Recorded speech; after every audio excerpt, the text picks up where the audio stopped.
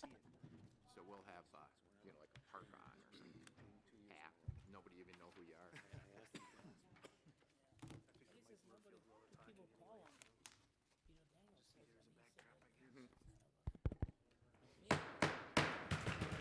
Whoa. Are you all right? Hope the rest of the night goes better than that. You mad, bro? Good evening, ladies and gentlemen. We will now call the December 15th meeting of the Common Council to order. I will ask our clerk to call the roll to determine a quorum. Alderperson Probst. Here. Ranke. Here. Rote. Here. Vitale. Here. Weigel. Here. Barzak. Here. Chapletsky. Haas. Here. Lysick. Here. May. Here. 10 present, none excused. We have a quorum. Our pledge this evening will be led by Alderman Probst.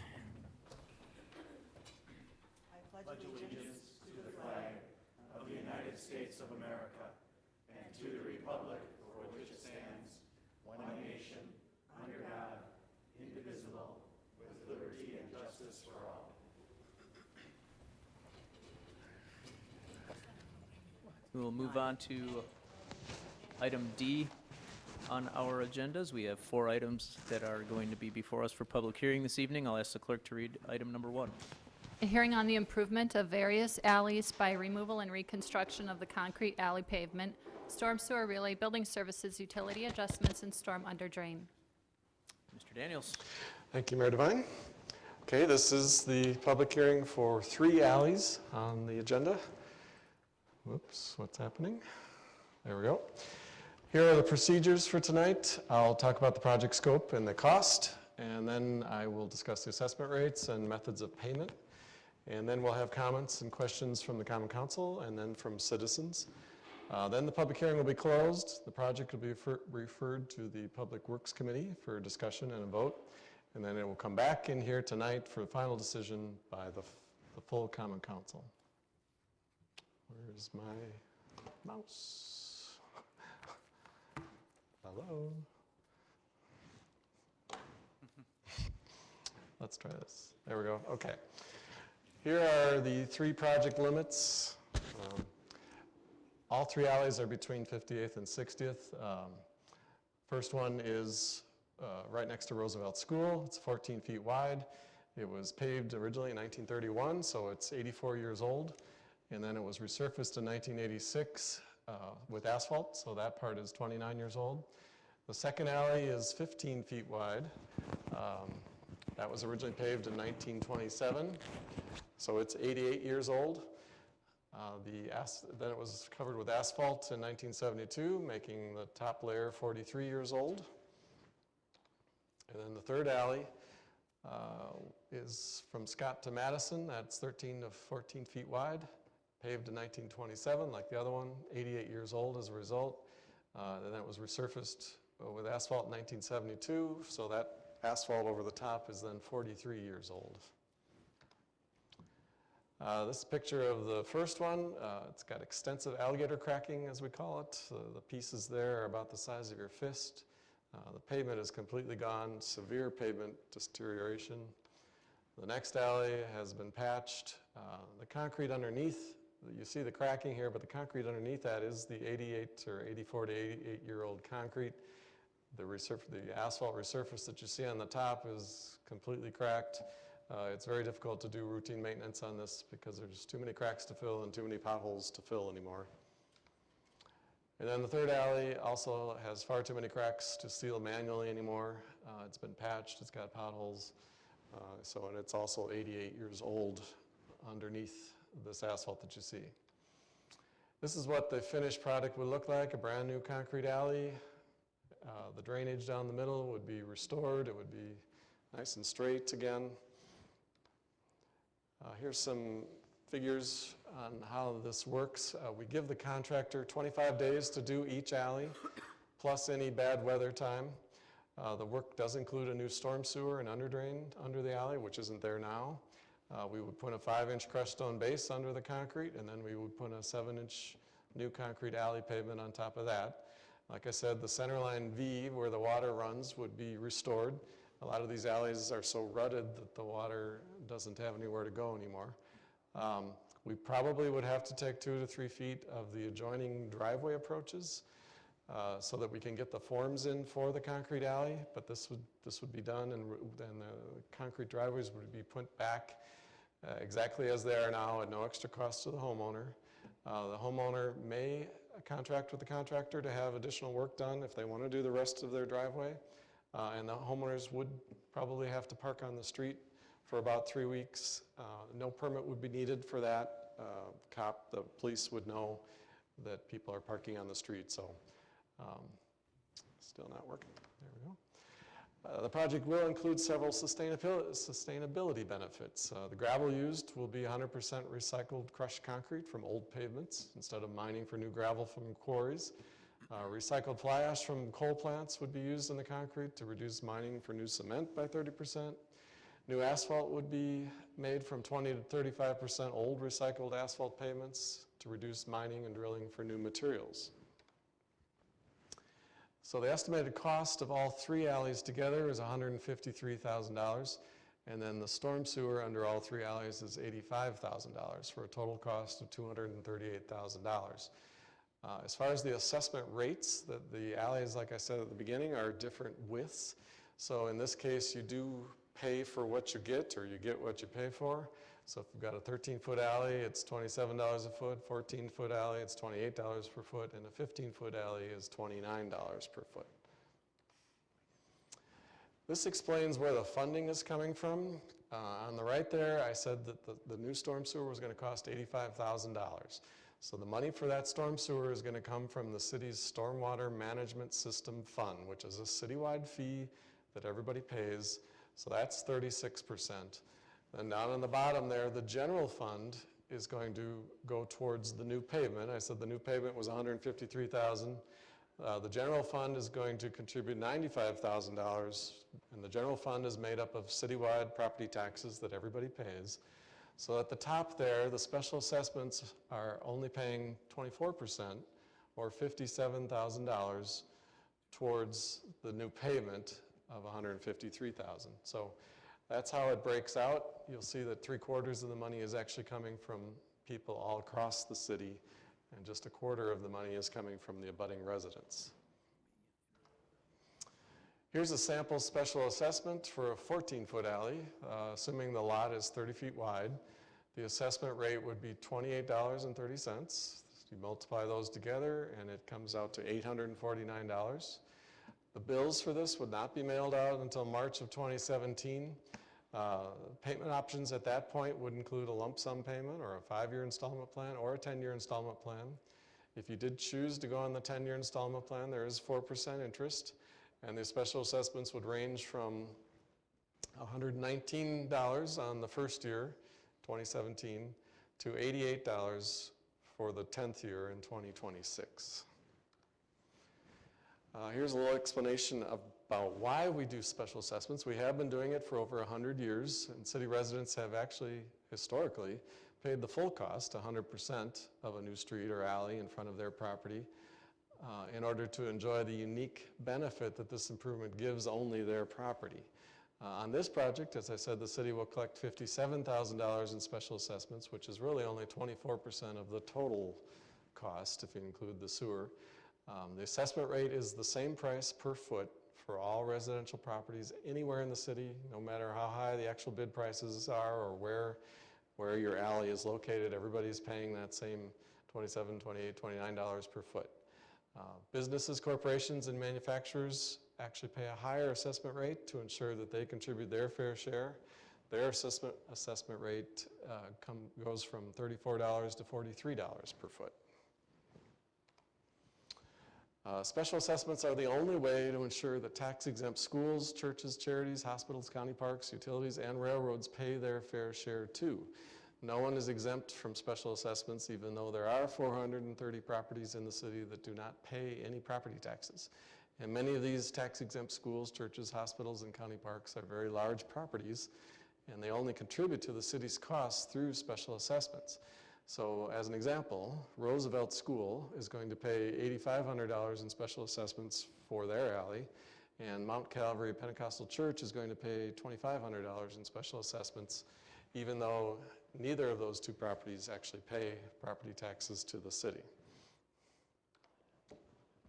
This is a map that shows everyone who's paid a special assessment in the last 10 years. And you can see that everyone is paying their fair share. Most have already paid for their street or their alley or both in front of their property over the past 10 years. It's nearly universal, at least on the east side of the city, that everyone is paying their fair share. I just wanted to point out that a couple of these properties did pay for 60th Street back in 2011. That's not uncommon, like I just said, to pay for more than one side of your property. There are 10,000 parcels out of the total 19,000 parcels in the city that do pay for more than one side of their property. So that's 55% of all the properties in the city. And then there's another 7,000 parcels out of the 19,000 that pay for their street and their alley. That's 38%. So, and then there's 3,400 parcels out of the 19,000 that pay for 2 or more streets. So that's another 17%. So the majority of properties are actually paying for more than one side of their property. As far as the interest rate, the city does borrow the funds for this project. The city pays interest to these municipal bondholders over the next 10 years. So the city passes along these interest charges to the residents that choose a 5 or 10-year payment plan. The city does not make a profit off of the interest charged. And with that, if there are any comments or questions from the Common Council, they will be heard now. Thank you, Mr. Daniels. Are there any comments or questions from the members of the Common Council? Seeing none, are there any comments or questions from the members of the audience?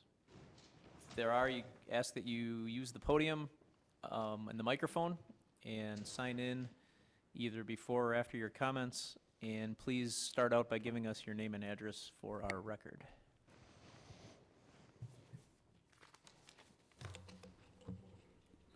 Okay, good evening. My name is Mateen Sabir. I live at 5838 West Monroe Street. And one of the alleys, the first one that you presented, will be part of this project. The first question is, why is the change after 100 years of the city paying for 100%? No, it used to be that the residents paid 100%. And nowadays, the residents only pay 20%. That's what I was trying to convey. You went really fast. I'm sorry. You went really fast. Okay. I'm sorry. And also, you also mentioned that maybe Roosevelt School will be paying. Yes. And that's right behind my garage. How is Roosevelt School going to pay for that when it's closed? Well, when they have if it is sold, when they have the closing, usually this happens all the time, they will have to put the money up before they actually sell the property. When they have the closing, that money will be changed hands. So either the new person or the old person will pay, but that gets taken care of at the closing. So they will pay, or they will make a deal with the new owner to pay, but someone will pay for that property, yes. Thank you. Mm-hmm. Thank you. Are there any other comments or questions on this item?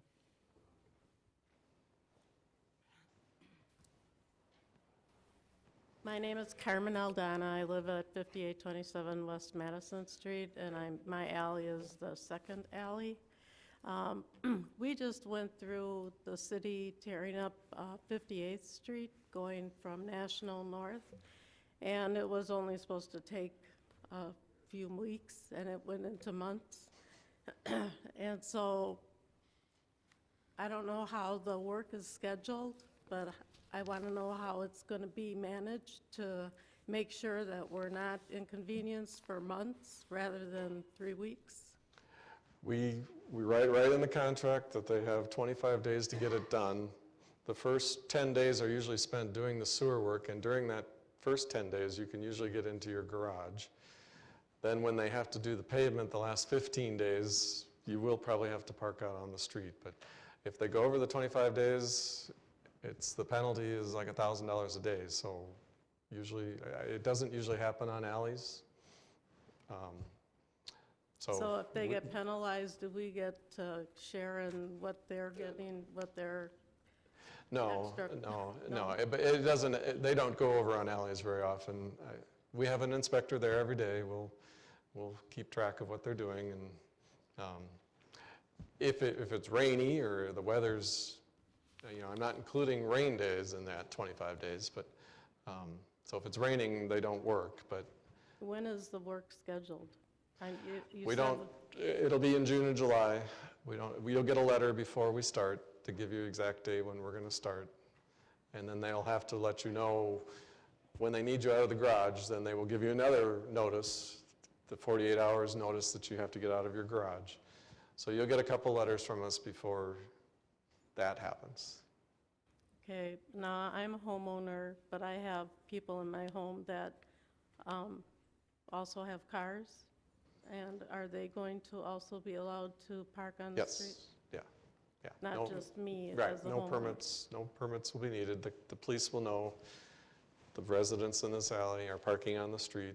The police will step up at the patrols, but they'll also not, refrain from issuing tickets because they know that these residents are parking on the street.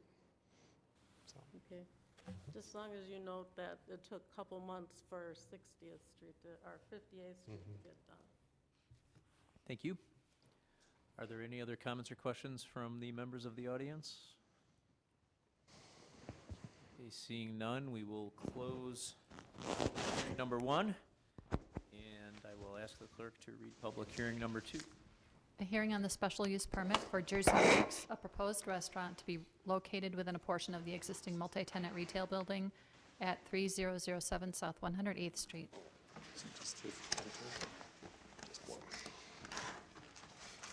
When you're ready, Mr. Stiebel. Yes, Mr. Mayor.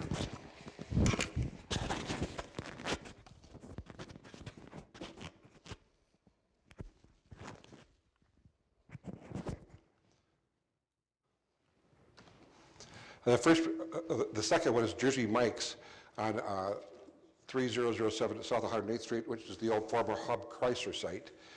It's being developed, or being located in about the third one to the far left. This is the site of the old Hub Chrysler, and it's being redeveloped in stages. The auto stores in there, and then this multi-tenant structure. Behind it will eventually be more development. But in this building, it's zone C4, which requires a restaurant as a special use. That's the purpose of the public hearing. It serves sandwiches, hot dog, sandwiches and soft drinks, and sub-sandwiches. And from what I've tasted, they've been very good. Hours of operation are 7 days a week, 6 a.m. to 10, and there's more than ample parking within that entire development.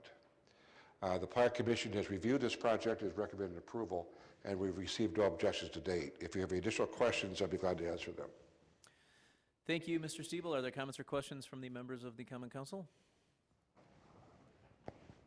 Seeing none, are there comments or questions from the members of the audience? Okay, seeing none, we will close public hearing number 2, and I will ask the clerk to read public hearing number 3. A hearing on the special use permit for Evolution Fitness, a proposed fitness facility to be located at 212 South Curtis Road. Mr. Stiebel. Thank you, Mr. Mayor. About 5,000 square feet of this existing building will be used by Evolution Fitness and located at Curtis Road in Dixon. The bigger issue in this is that it has an approved site plan, but a lot of the vegetation has died, and we're working with the owner to submit a new site plan, more contemporary designs that we can help get vegetation that could actually live. Again, this is a health club that requires a special use because of the current zoning. The hours of operation are projected to be 6 a.m. to 9 p.m., but they said they wanted to expand their hours in the future, and so we suggest to them now's the time to get your broader hours so they don't have to come back for an additional public hearing. 30 stalls are required for this site, and 28 are provided on site. This is the existing site plan that was approved in 1992, and it's the owner's obligation to maintain that landscaping plan, irrespective of whether the Evolution Fitness goes in or does not go in. And this is something that we'll be working with the owner of the property to be able to do something that's reasonable and contemporary. The Plan Commission has recommended approval revised, subject to receiving a revised site landscaping plan and the refuge enclosure. With that, the Plan Commission recommended approval and we received no objections to date. If you have any additional questions, I'd be glad to answer them. Thank you, Mr. Stiebel. Do we have any comments or questions from the Common Council on public hearing number 3? Seeing none, do we have any questions or comments from the members of the audience on public hearing number 3? Okay, seeing none, we will close our 3rd public hearing, and I will ask the clerk to read our 4th and final public hearing. A hearing on the special use permit for a proposed cell tower and associated equipment to be located at 2101 South 54th Street. Mr. Stiebel. Thank you, Mr. Mayor. On this site, it is proposed to be a cell tower. Interestingly enough, you may recall you had a very similar proposal right across the street to the east several months ago. At the conclusion of their negotiations, they decided that they couldn't reach an agreement, and so the cell tower had to go look for another location, and they found this one, which is virtually right across the street. The dimensions of the cell tower are the same that were previously approved at 125 feet high. Verizon will be occupying this facility, and they'll allow for 3 other additional cell towers in the future. The schematics of the cell tower construction are similar to what the rest of the cell towers that have been located throughout the city. The Park Commission has reviewed this and recommended approval. If you have additional questions, I'd be glad to answer them. Thank you, Mr. Stiebel. Are there questions or comments from the Common Council on this item? Mayor Devine. Alderman Lysak. Mr. Stiebel, I was under the impression that state law changed, that we no longer had the ability to regulate cell phone towers. Is that correct or not? There's still limited things that we can do to the cell tower, such as site landscaping and those kind of issues. But special use permit we can't require. I think we can still require the special use as part of our review. We're limited to site landscaping. But in reality, we can't say you can't go there. Extremely difficult to say that, but we can get the... My point is, we're holding a public hearing to determine a special use, to give them permission to go there, when in fact it appears as though we may not have any legal standing to prevent them from going there. We can't prevent them from going there, but we are getting site and landscaping issues. That's about the only thing that we can get. And I don't have any problem with that, but I think we ought to take a look at the ordinances and review them for compliance with state law. We will do that. In fact, we're in the process of doing that. We're also talking about making them a permitted use with the review of site landscaping, so we still get the same thing that the law, it'll give us all that the law allows without the special use. My point is, or my concern is, people get a notice of a public hearing on special use and expect to be able to have input and say, we don't want it, or we do want it, and for such and such a reasons. And if in fact we can't deny it, I don't want to give people false hope of thinking that they can deny it when they really can't. That's exactly why we were reviewing this, to make them a permitted use. We'll get back to you on that. Thank you. Thank you. Are there any comments or questions? Any other comments or questions from the Common Council? Seeing none, are there any comments or questions from the members of the audience?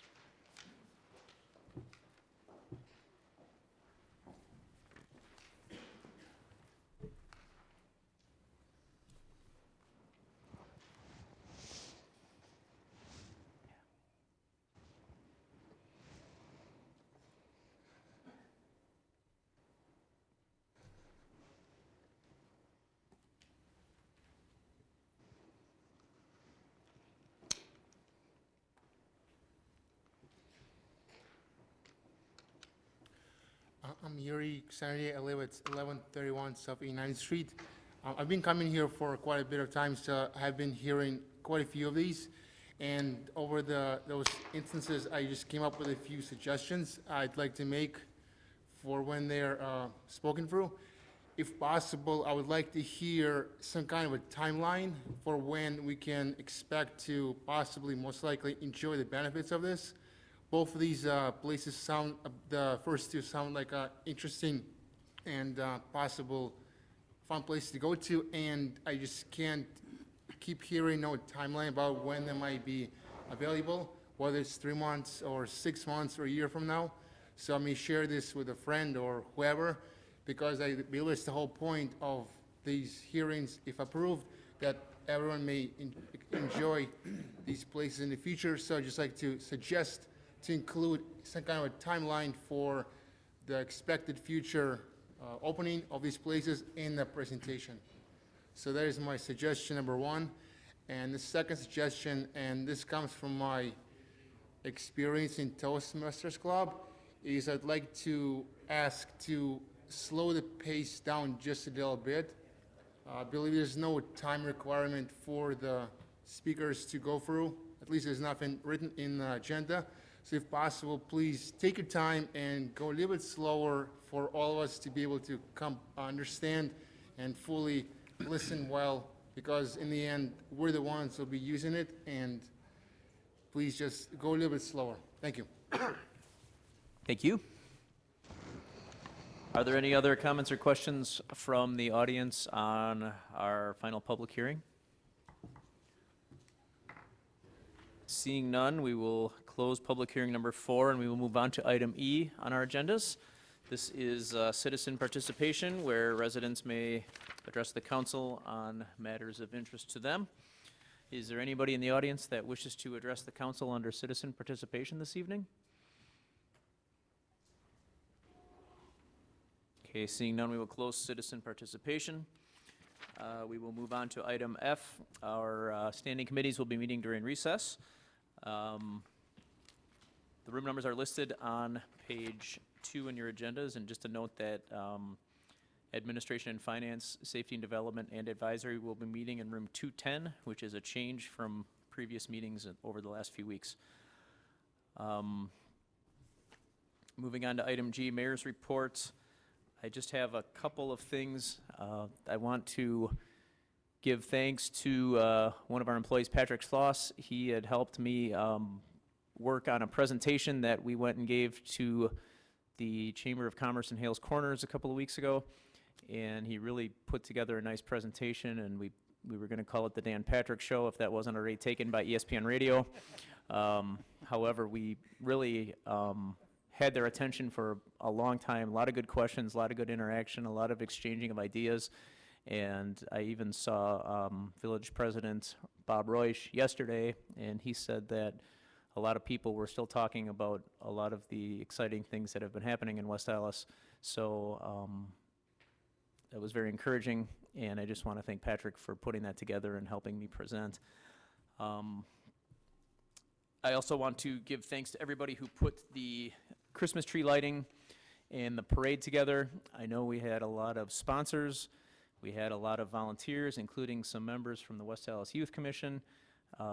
Parade is put on by a private committee, and I know a lot of the people on there, Gina from Waterstone Bank, Don Falk from B&K Bar Supplies, Jim Janovitz from our IT department, Pam Zorko, who emceed the parade, our cable communications department, covered it, put it live, and put the broadcast on YouTube. And I know I'm going to forget people, but a ton of people and a ton of businesses made that happen, and we were really lucky to have weather in the mid-40s in December, and people were about 5 or 6 deep all up and down the parade route, so it was really a smashing success. I also want to thank Esperanza Valdivia, who is the 10-year-old little girl who helped me light the city tree and did a wonderful job. Lastly, I just want to let everybody know that West Allis Community Alliance Against Drugs is again doing their family night at West Allis Central on New Year's Eve. They have been doing this for some time. They have the gym open. They have a DJ in the cafeteria. They serve food. It is a drug-free, alcohol-free family night, and it is very well attended. It's a great event for families with small children, and they're also looking for volunteers if you're interested in volunteering. It usually starts around 6 o'clock, and I think it wraps up around 11, where they do a balloon drop for the children. If you have any questions or want more information, I'm sure it's on the city's website, or you can just get in touch with me. But it's a great event, and if you're looking for something to do on New Year's Eve, this is a wonderful option. That concludes the mayor's report this evening. Do we have any reports from the alderpersons? Mayor Devine. Alderman Ranky? Just a reminder to those people who picked a star for a veteran and will purchase a gift for them. The gifts are due tomorrow. Please bring them to the mayor's office, and we will be wrapping them on Friday at 1 o'clock, and we will be delivering them on Sunday for the vets. I thank everyone who purchased a gift for the vet or either donated money for the veterans. And I especially want to thank Lori Buss and Tim Johnson, who are in our audience tonight. The two of them made special cards for each of the veterans, and I think that's a wonderful gesture on their part. And we thank them very much for doing that for them and for the Celebrations Committee.